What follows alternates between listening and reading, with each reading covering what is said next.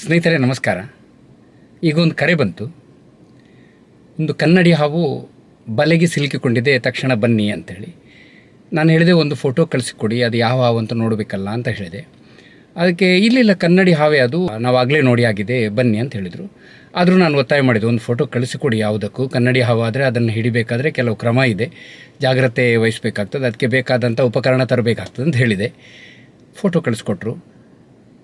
ನೋಡುವಾಗ ಅದು ಹೆಬ್ಬಾವಾಗಿತ್ತು.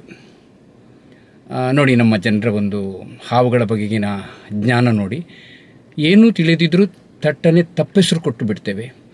ಪುಣ್ಯಕ್ಕೆ ಅವರು ಸಾಯಿಸುವ ಸ್ವಭಾವದವರು ಅಲ್ಲ, ಮಲ್ಪೆಯ ಪರಿಸರ ಅದು, ಹಾಗಾಗಿ ಅಲ್ಲಿ ಹಾವುಗಳನ್ನು ಸಾಯಿಸೋದು ಬಹಳ ಕಡಿಮೆ. ಎಂಥ ಹಾಗಿದ್ದರೂ ರಕ್ಷಣೆ ಮಾಡ್ತಾರೆ. ಈಗ ಅಲ್ಲಿಗೆ ಹೋಗ್ತಾ ಇದ್ದಾನೆ, ಬನ್ನಿ.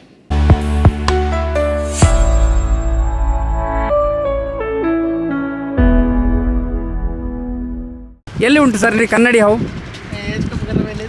ಎಲ್ಲಿ ಉಂಟು ಎಲ್ಲಿ ನೋಡಿದ್ರಿ? ನಾನು ಅದಕ್ಕೆ ನಿಮ್ಮ ಹತ್ರ ಫೋಟೋ ಕಳಿಸ್ಲಿಕ್ಕೆ ಹೇಳಿದ್ದು. ಅದಕ್ಕೆ ಈಗ ಯಾವುದರಲ್ಲಿ ಉಂಟು ಸರ್ ಇದು? ಹಾಂ ಹಾಂ, ನೋಡಿ ಅದು ಹೆಬ್ಬಾವು. ಹೌದು. ಏನಂದರೆ ನಮ್ಮಲ್ಲಿ ಏನು ಮಾಡ್ತಾರಂದರೆ ಗೊತ್ತಿಲ್ಲದೆ ಹೆಸರು ಕೊಟ್ಟು ಬಿಡೋದು ಹಾವಿಗೆ. ಬಲೆಗೆ ಸಿಕ್ಕಿ ಬಿದ್ದಿದೆ ಇದು, ಮತ್ತು ಇದೇ ಪರಿಸರದ ಹಾವು. ಇದನ್ನು ಇಲ್ಲೇ ಎಲ್ಲಾದರೂ ಬಿಟ್ಬಿಡೋಣ. ಸಣ್ಣ ಸೈಜು ನೋಡಿ ನೀವು ಅದನ್ನು ಕನ್ನಡಿ ಹಾವು ಅಂತ ಹೇಳಿದ್ದಲ್ಲ? ಯಾರು ಬೇರೆ ಯಾರಾದ್ರೂ ಹೇಳಿದ್ರ ಕನ್ನಡಿ ಹಾವು ಅಂತೇಳಿ? ಶಿವಣ್ಣ ಹೇಳಿದ್ರು. ಶಿವಣ್ಣ. ಹೌದಾ? ಭಾಸ್ಕರನ ಮೆಗ್ಗೆ. ಹಾಂ, ಅವ್ರಿಗೆ ಗೊತ್ತಿರ್ಲಿಕ್ಕಿಲ್ಲ ನನಗೆ. ನೋಡಿ ಪಾಪ ಹೇಗೆ ಸಿಕ್ಕಿಕೊಂಡಿದೆ ನೋಡಿ.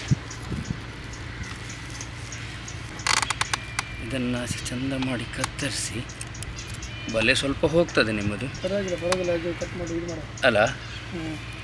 ಅದೊಂದು ಬಚಾವಲ್ಲ ಸರ್. ಹೌದು, ಕರೆಕ್ಟ್. ಅದೊಂದು ಜೀವಿ ಅಲ್ವಾ? ನನಗೊಂದು ಇಲ್ಲಿ ಮಲ್ಪೆಯಲ್ಲಿ ಖುಷಿಯಾಗುವಂಥ ಒಂದು ಸಂಗತಿ ಏನು ಅಂದರೆ, ಯಾವ ಹಾವಾಗಿದ್ದರೂ, ಅಕಸ್ಮಾತ್ ಇದು ಕನ್ನಡಿ ಹಾವಾಗಿದ್ದರೂ ಇದನ್ನು ನೀವು ಸಾಯಿಸೋದಿಲ್ಲ. ಈಗ ನೀವು ಕಾಲ್ ಮಾಡೋಕೆ ಏನು ಹೇಳಿದ್ರಿ? ಕನ್ನಡಿ ಹಾವು ಬನ್ನಿ ಅಂತ ಹೇಳಿದ್ರಿ. ಹೆಚ್ಚಿನ ಕಡೆ ಏನು ಮಾಡ್ತಾರೆ ಅಂದರೆ, ಕನ್ನಡಿ ಹಾವು ಅಂತ ಹೇಳಿದ ಕೂಡಲೇ ಯಾರಾದರೂ ಹೇಳಿದ್ರು ಅಲ್ಲಿ ಬಡ್ದು ಸಾಯಿಸ್ತಾರೆ. ಆದರೆ ನೀವು ಅದನ್ನು ಸಾಯಿಸದೆ ರಕ್ಷಣೆ ಮಾಡಿದ್ರಿ. ಈ ಮಲ್ಪೆಯಲ್ಲಿ ಅದೊಂದು ಸಮಸ್ಯೆನೇ ಇಲ್ಲ. ಯಾವ ಹಾವುಗಳು ಕಂಡರೂ ಕೂಡ ಅದನ್ನು ಹೊಡೆಯದೆ ಬಡಿಯದೆ ರಕ್ಷಣೆ ಮಾಡ್ತಾರೆ. ಅದು ಬಹಳ ದೊಡ್ಡ ವಿಚಾರ. ಸಾಯಿಸೋದು ಸುಲಭದ ಕೆಲಸ ಅಲ್ವಾ? ರಕ್ಷಣೆ ಮಾಡಲಿಕ್ಕೆ ಸ್ವಲ್ಪ ಕೆಲಸ ಇದೆ, ಆದರೆ ಅದು ತುಂಬ ತೃಪ್ತಿ ಕೊಡುವಂಥದ್ದು. ಹಾಂ, ಜೀವ ಉಳಿತಲ್ವ ಸರ್? ಇದು ಪ್ರಕೃತಿಯ ಸೃಷ್ಟಿಯಲ್ಲ. ಅದನ್ನು ನಾವು ಯಾಕೆ ನಾಶ ಮಾಡಬೇಕು? ಪ್ರಕೃತಿ ಯಾವ ಕಾರಣಕ್ಕೆ ಇದನ್ನು ಸೃಷ್ಟಿ ಮಾಡಿದ್ದು ನಮ್ಗೆ ಗೊತ್ತಿಲ್ಲ. ನಮಗೆ ಮೇಲ್ನೋಟಕ್ಕೆ ಅದು ವಿಷಕಾರಿ.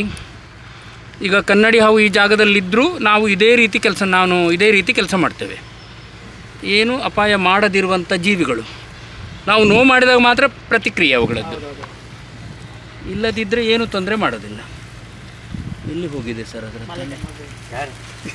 ಹೌದು, ಒಂದು ನಿಮಿಷ.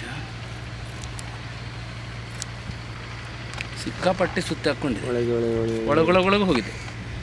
ಇವ್ರು ನೋಡಿದ್ರಲ್ಲಿ ಪುಣ್ಯ, ಬಚಾವಾಯ್ತು.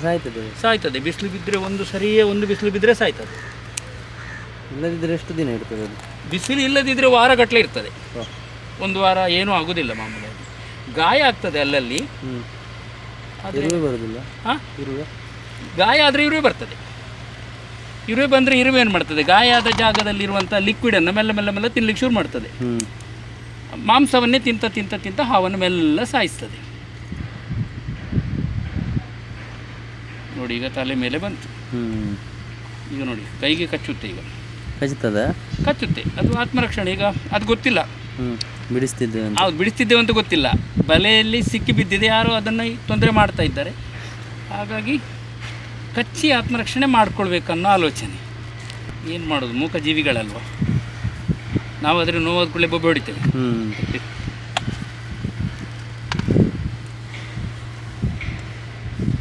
ಸರ್, ವಿಡಿಯೋ ಮಾಡ್ತಾ ಇರುವವ್ರ ಹೆಸರೇನು?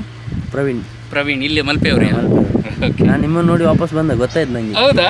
ಏನೋ ಬೈಕಲ್ಲಿ ಇದ್ರ? ಹೌದು, ನಾನು ಆಚೆ ಹೋಗೋ ಎದುರುಗಡೆ ಇಲ್ಲಿಂದ ಪಾಸ್ ಆದ್ರಿ? ಹೌದೌದು, ನಿಮ್ಮನ್ನು ನೋಡಿ ವಾಪಸ್ ಬಂದದ್ದು. ನಾನು ಅವತ್ತೊಂದಿನ ನಾಗರಾವ್ ತಗೊಂಡ್ಬಂದಿದ್ದೆ, ಗೊತ್ತುಂಟ ನಿಮಗೆ? ಹೌದಾ? ಅಲ್ಲಿ ಬೈಕ್ ಪಾಸ್ ಅದು ಪೆಟ್ಟಾದ ಅದು ಶ್ವಾಸ ಇದಾಗ್ತಿರ್ಲಿಲ್ಲ. ನೀವು ಇದು ಮಾಡಿದ್ರಿ ನೋಡಿ, 2-3 ದಿನ ಬಿಟ್ಟು ಹೌದಾ? ಎಂತಾಯ್ತು? ಬಚಾವ್ ಮಾಡಿದ್ರಿ, ಅದು ನೀವು ಬಿಟ್ಟು ಬಂದಿದ್ರಲ್ಲ? ಹೌದು ನೆನಪಾಗುದಿಲ್ಲ, ಅದು ತುಂಬಾ ಇಲ್ಲ, ಅದೊಂದು 2-3 ವರ್ಷ ಆಯ್ತು. ಹೌದಾ? ಸಾಲ್ಮರದಲ್ಲಿ ಬೈಕ್ ಅಡಿಗೆ ಬಿದ್ದಿದ್ದು ಅದು. ಸಾಲ್ಮರ? ಹಾ, ಕೊಡವರು ಸಾಲ್ಮರ. ಇಲ್ಲಿ ಸಾಲ್ಮರ. ಹೌದು. ಈಗ ನೋಡಿ, ಅದು ತುಂಬಾ ನನಗೆ ಬರ್ತಾ ಇರ್ತದಲ್ಲ ಯಾರು ಅಂತ ಪಕ್ಕ. ನಿಮ್ಮನ್ನು ನೋಡಿದ ಪರಿಚಯ ಇದೆ ನನಗೆ, ಆದ್ರೆ ಗಾಯ ಆಗಿದೆಲ್ಲ? ಗಾಯ ಆಗಿಲ್ಲ ಸರ್. ಸ್ವಲ್ಪ ಯಾವುದು ಗಾಯ ಹೇಳು ನೀವು? ಇಲ್ಲ ಪೊರೆ. ಅದು ಮೇಲಿನ ಚರ್ಮದ ಮೇಲಿನ ಪೊರೆ ಇದೆಯಲ್ಲ, ಇದರ ಚರ್ಮದ ಮೇಲೆ ಒಂದು ಪೊರೆ ಇದೆ ನೋಡಿ. ಈ ಪೊರೆಗೆ ಹಾನಿ ಆದರೆ ಏನು ತೊಂದರೆ ಇಲ್ಲ. ಇದು ಪೊರೆ ಕಳಚಿಕೊಂಡು ಶುದ್ಧ ಆಗಿಬಿಡ್ತದೆ.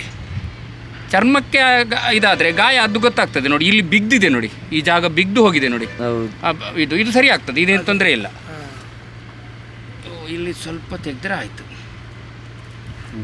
ಇದೀಗ ಇದರ ಗುದದ್ವಾರ, ಇದು ನೀವು ಗಾಯ ಅಂತ ತಿಳ್ಕೊಬೇಡಿ, ಇದು ಗುದದ್ವಾರ ಆಯಿತಾ. ಇದನ್ನು ನಾವು ಒಂದು ಕೆಲಸ ಮಾಡುವ, ಇಲ್ಲೇ ಬಿಟ್ಟು ಬಿಡುವ. ಇಲ್ಲಿದ್ದೇ ಹಾವು, ಇದೇನು ಅಪಾಯ ಇಲ್ಲ, ಮತ್ತೊಮ್ಮೆ ಈ ಬಲೆಗೆ ಬರುವುದಿಲ್ಲ.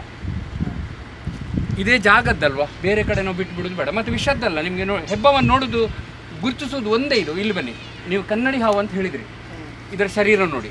ಹೆಬ್ಬಾವು ಅಂತ ನಿಮಗೆ ಹೇಗೆ ಗೊತ್ತಾಗಬೇಕಾದ್ರೆ ಸುಲಭದ ಒಂದು ಗುರುತಿಸುವಿಕೆ. ನಡುವು ನೆತ್ತಿಯ ಮೇಲೆ ಒಂದು ಗೆರೆ ಇದೆ ನೋಡಿ. ಹೌದು, ಒಂದು ಗೆರೆ ಇದೆಯಾ? ಹೌದು.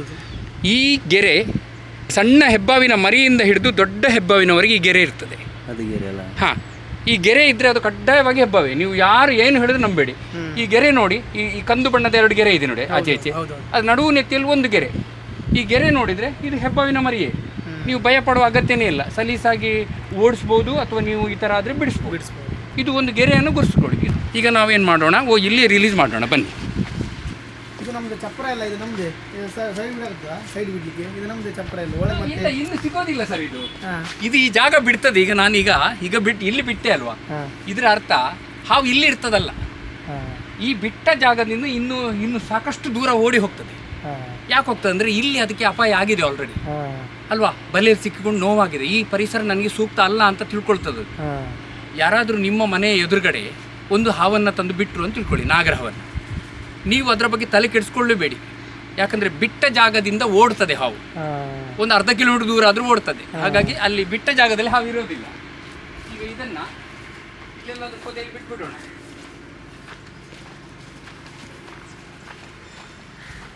ಹೋಗ್ಲಿಲ್ಲ ಸರ್? ಹೋಗ್ಲಿ.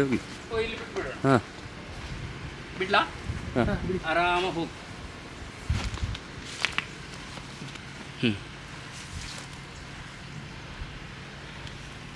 ನೋಡಿ, ಅದಕ್ಕೊಂದು ನೀವು ಮರುಜೀವ ಕೊಟ್ಟರು. ವಿಡಿಯೋ ಮಾಡಿದವರಿಗೆ ಧನ್ಯವಾದ. Thank you. Thank you. ಸಿಗೋಣ ಇನ್ನೊಮ್ಮೆ.